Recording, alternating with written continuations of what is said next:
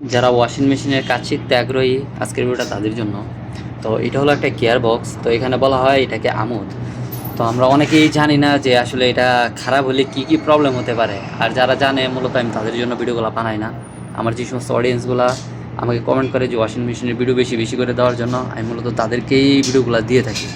তো এটা খারাপ হওয়ার পিছনে ২-৩টা কারণ আপনি বুঝতে পারবেন।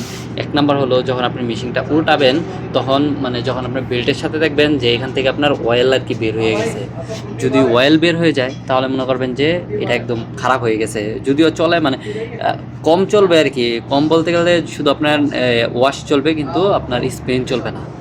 যদি আপনার আমুদের সমস্যা হয় ওয়াশ চলবে কিন্তু স্পেন চলবে না, স্পেন জাম হয়ে থাকবে, মোটর ঘুরবে কিন্তু আপনার এই গিয়ারবক্স চলবে না আর কি। আর এছাড়াও আপনার বিভিন্ন ধরনের শব্দ হবে, মানে যখন আপনার এই গিয়ারবক্সটা নষ্ট হয় তখন আপনার স্পেন চলেবেলা দাম অনেক বাইরে বাইরে করবে এবং বিভিন্ন ধরনের শব্দ হবে। তো এটা যেহেতু একটা চায়না ওয়াশিং মেশিন, মানে চায়না ওয়াশিং মেশিনগুলোতে আবার আপনার ফ্যানগুলো আপনার এভাবে খোলা যায় না, ফ্যানগুলো কাইটা তারপর ভিতর থেকে বের করতে হয়। তো আসলে টপ লোড ওয়াশিং মেশিনের তেমন কোনো যন্ত্রাংশই নাই, এখানে খুব কমই যন্ত্রাংশ।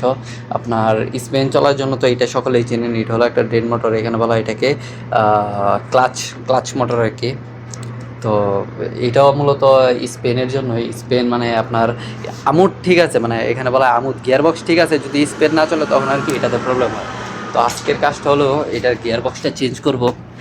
আর এর আগে আপনাদেরকে দেখালাম যে ফ্রন্ট লোডের যে গিয়ারবক্স থাকে না ওইগুলোতে আপনার বিয়ারিং আর সুফ আর কি চেঞ্জ করতে হয়। মানে গিয়ারবক্স খুব কমই নষ্ট হয়, গিয়ারবক্স থাকে না ওইটাতে, আপনার 3টা লোহা দিয়া মানে আপনার ত্রিভুজের মতন আর কি থাকে।